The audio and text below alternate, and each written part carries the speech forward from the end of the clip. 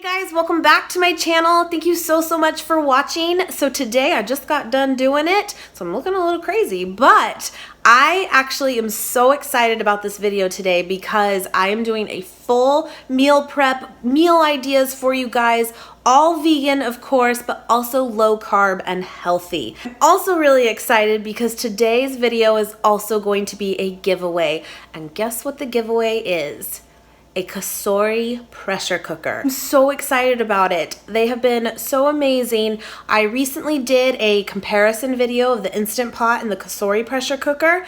I will link that below if you want to check that out even more in case you guys missed that. And I really love this pressure cooker, and I reached out to them and I was like, I want to do a giveaway for you guys, and they are going to do this for us. So I'm so excited. So that is linked below. So be sure to enter for that. And it'll run for about a week and a half or so, and then I will announce the winner. So thank you to Cosori for doing this giveaway for us. I'm so excited. And in one of these dishes today too that I'm going to show you guys, I am actually using it so you can see it in action, and it was so good, so good. So to enter this giveaway, you must be subscribed, so be sure you hit that red button if you are not subscribed already. I really hope you guys enjoy this video. I'm really happy with how everything turned out, and I think there's some great ideas. So enjoy, guys. Love you. See you very soon.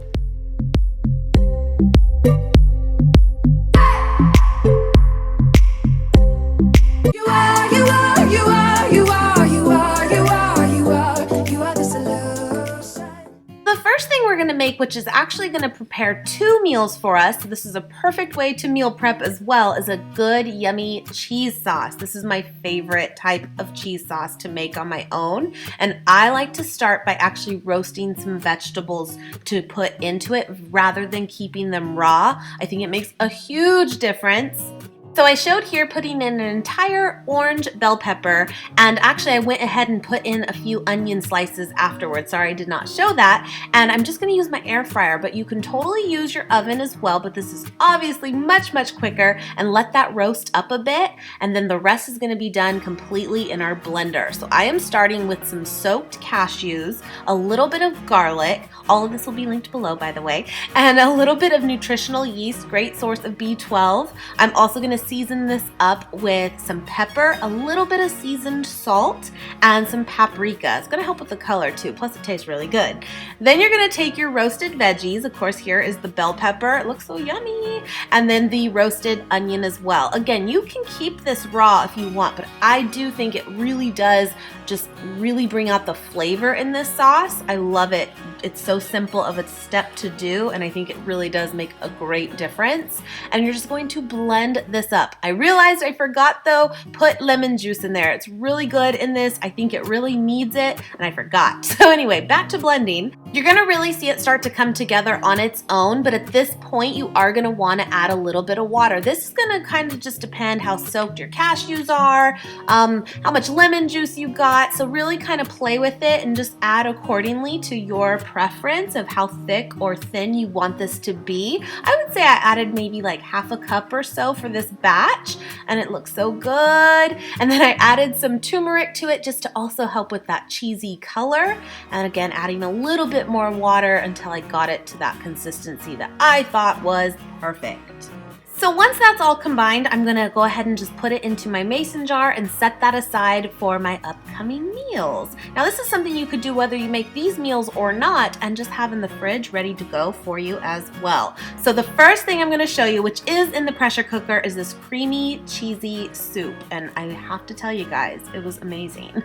And so I'm gonna use my pressure cooker here, and I'm hitting that hot pot button, which is the equivalent of like saute, and turn that on, and I'm gonna add my onion into my pot, and kind of you'll see it start to steam up too, and it gets really hot really quick.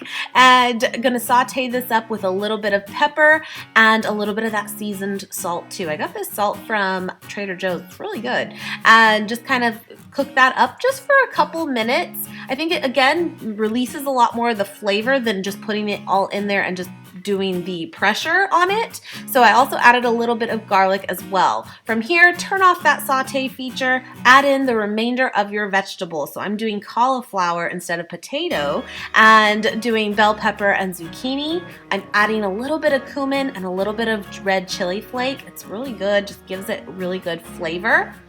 Now the next thing I added was actually ground up red lentils, and basically all I did was take red lentils and puree them and make kind of a flour. And I will say I think this is kind of an optional step because when this is done, we're actually going to puree all of it anyway, and I was thinking it was going to help kind of thicken it up, but I don't think it really matters. So I'm going to leave that as an option for you guys. So from here, I just went ahead and added my veggie broth and a little bit of extra water as well. And then basically at this point, the soup is done. We're gonna put the lid on it and we're gonna make sure that the top on there is closed. That's very important when bringing this up to pressure. And I'm just using the manual cook time on here and I'm bringing it down to 8 minutes. And that's all it takes, guys. Now it's gonna take a few minutes to come to that temperature anyway. But yeah, 8 minutes is what you're gonna set it to. And when it's done, this is gonna be always terrifying the first time you do it. You're gonna release the pressure right away, and just be really careful with that until you get a real good feel for it. And we're gonna remove the lid and you'll see all that steam too. So again, these are things to just be careful of and get used to the first few times you're using it. And I'm just transferring everything back into my blender. I'm leaving the liquid in the pot. I pretty much just want the veggies. I did save the liquid on the side in case I needed to add to it, but I actually really didn't. So I just was kind of testing this at first. And I'm just adding again all the veggies to this and I'm just gonna blend it up, and we want it to be really creamy. Now I guess if you wanted to and you don't want it to be super creamy, you could always just keep the broth and the chunky vegetables in it and have it that way too. Whatever you want, of course. In the end, it is all the same. And you'll see here it's really coming together. I really didn't need to add much extra liquid to it, which is great, but I did go ahead and add a little bit of regular almond milk just to again make it a bit more creamy, more traditional to like a creamy potato soup.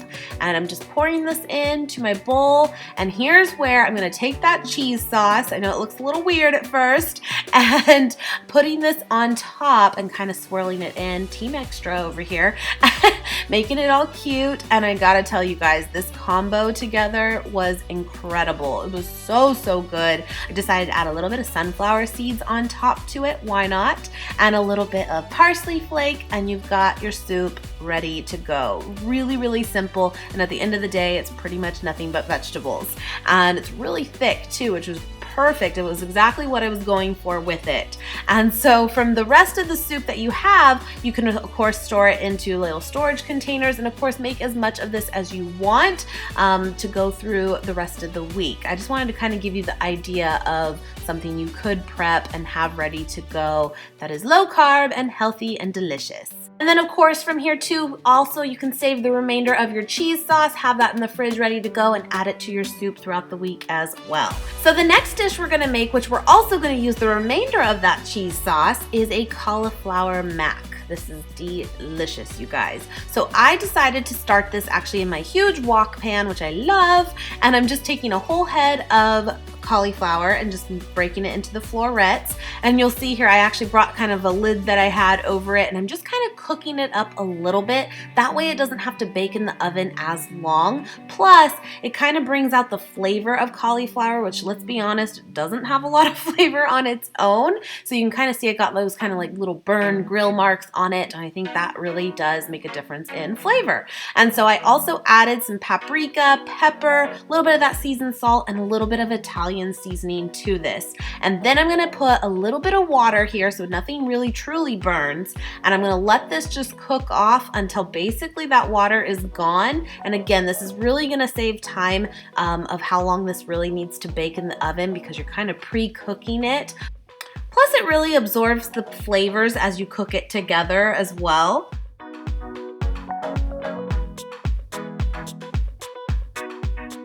So once that liquid is pretty much completely gone, gotta keep an eye on it, don't want anything to truly burn. I'm actually gonna add a little bit of coconut spray too, just so it doesn't stick to my casserole dish, and add this into a dish that is of course oven safe.